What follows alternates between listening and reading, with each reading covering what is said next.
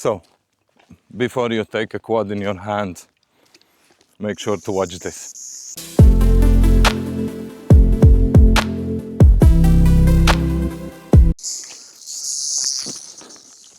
Ah, fucking hell.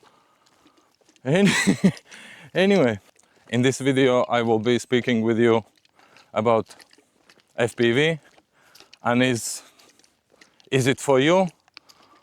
Mostly the reasons why it may not be for you, because there is quite a lot of things to take in consideration when you are starting FPV and as a hobby or any other reason. And by FPV I mean actually having a quad and goggles and all that shit. So I'm not speaking about DJI camera drones you should just buy and fly around and showcase the view or whatsoever. I'm speaking about proper FPV and the reasons why it may not be for you. Okay, let's start with, I have few reasons, and there is no specific order or something like that. It's just a sort of my opinion, being in FPV a little bit more than over a year. So I started with DJI Neo. Before I was telling you not about DJI, but the whole thing. Yeah, I started with DJI Neo, then I got Avata, and then some time ago I got Deep Space Seeker 5, my first 5-inch drone.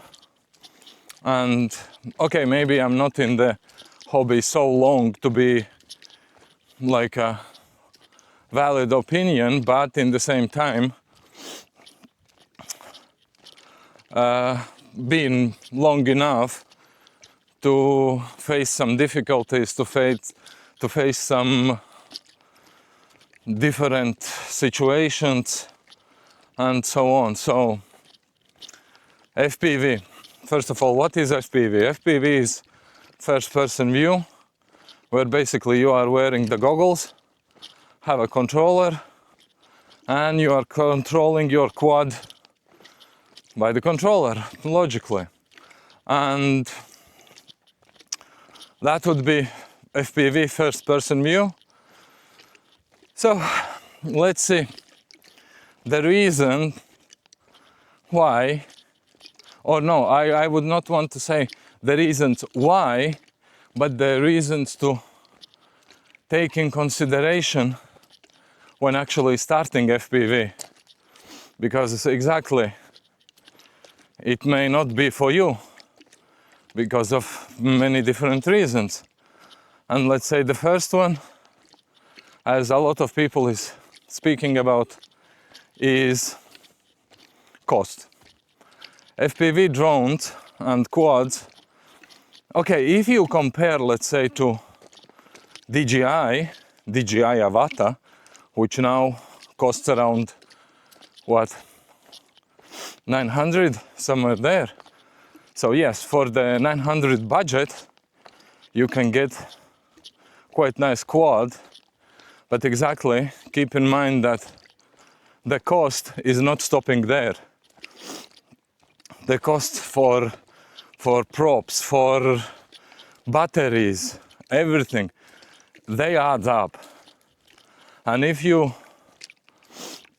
want to decently fly FPV, that means that you will be crushing. And if you will be crushing, that means that it will cost you. So that would be one of the things to take in consideration, that it will not be cheap. I can tell you that. Let's say exactly to print out some 3D parts or change the motors or whatsoever. Okay, the things is not so expensive, but in the same time, that all adds up. That all adds up. So keep in mind that exactly. It will not be, I'm sorry, my water bottle I think is making way too much noise. That it will not be cheap.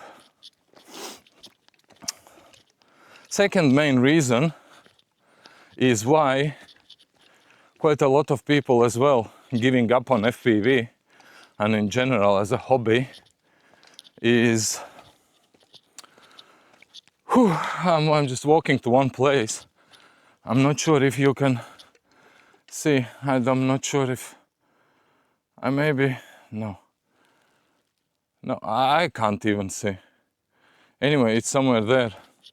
There is a windmill farm, so we'll shoot some videos there.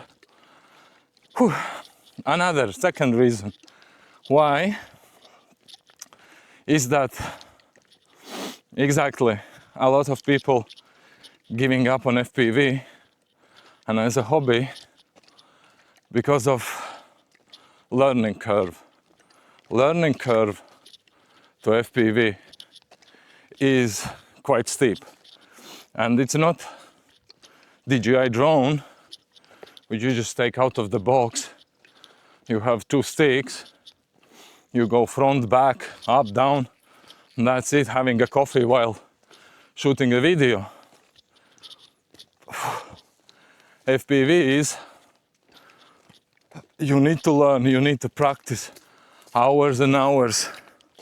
That's why a lot of people are saying that when you start FPV, first, don't start with a full-on quad and everything.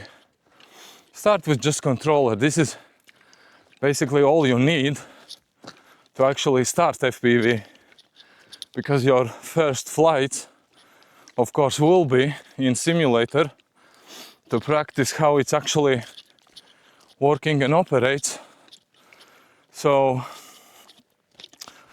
that would be the second reason why not to, because if you don't have a sort of dedication and time for that, it will be, in my opinion, a little bit waste of time, because in order for you to actually learn, you need to learn. I mean, it's not so that, okay, yeah, I will learn and it will be fine. You will need to keep learning the new tricks, how to control everything. That is quite a lot of learning. So maybe now you can see back there, windmill. Whew. That would be the second reason. Learning curve is quite big. The third one could be a little bit related to cost, which is that, okay, that depends on which country you are living in and what places, spots is available around you.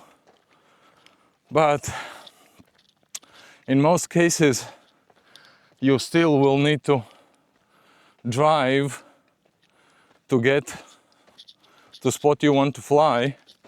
An FPV flying spots is not so much.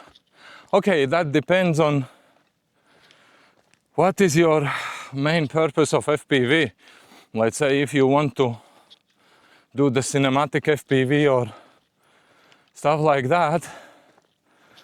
So then maybe there is more options for you, or you want to go to some bandos and smash it there, why not? But that is as well, that is not so easy to find the spots.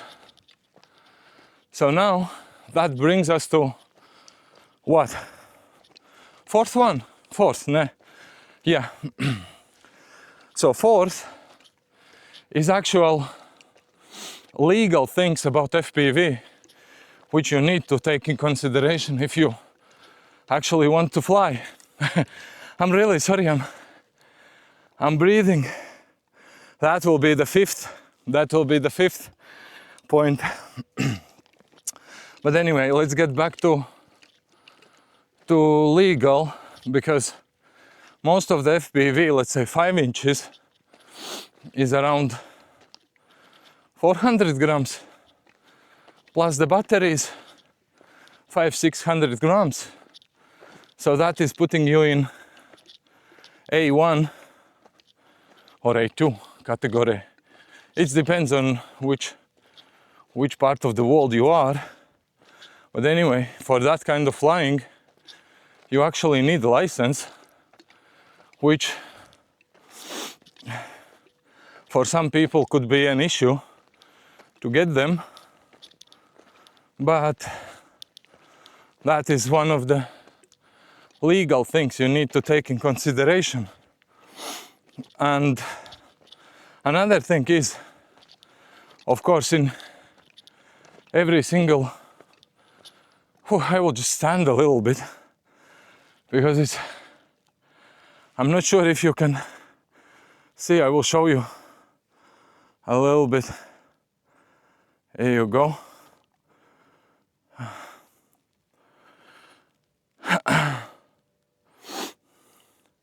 It depends on the country which you are in, and is the geo map where it's actually allowed to fly with the drone. Because in the moment you are starting to fly, you need to take that in consideration, because not everywhere you can fly, and there is regulations and stuff like that. So that would be legal part of it, which would be the license and the geo map and the whole regulations of flying the drone. I'm really sorry, but this hill is steep as fuck. Man, this is steep. And that brings us to, I think, last one, probably the last one, because the video is already going some time, and that is flying spots. Be ready that you need to hike, you need to walk, you need to drive to spots you want to film in, because not always it's so that most amazing spots is where near your place. But okay, maybe you are so fortunate that all good spots is exactly next to your place. So that is another thing. And exactly, the FPV bags is not the smallest ones. So to carry all that weight for some shoot somewhere, you need to have the dedication. So anyway, I'm really sorry. I'm breathing and pounding, or whatsoever this name is, like fucking horse. But anyway, hope DJI Mic Mini doing good job, maybe eliminating half of it.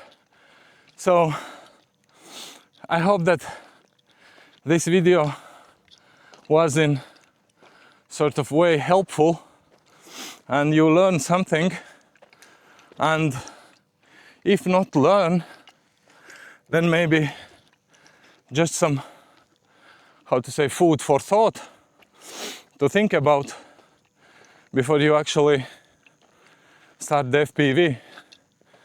So, and exactly, if you have some more questions or something about FPV, DJI FPV, Osmo, whatsoever, just leave down in the comments. and will try my best to address them. And of course, like I've said, I can't even speak anymore. But okay, I'm nearly there.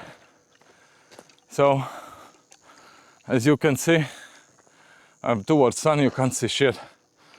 There is some house, and my main goal is this thing. I think you can't see shit because there is a sun. Anyway, follow-up video will be next.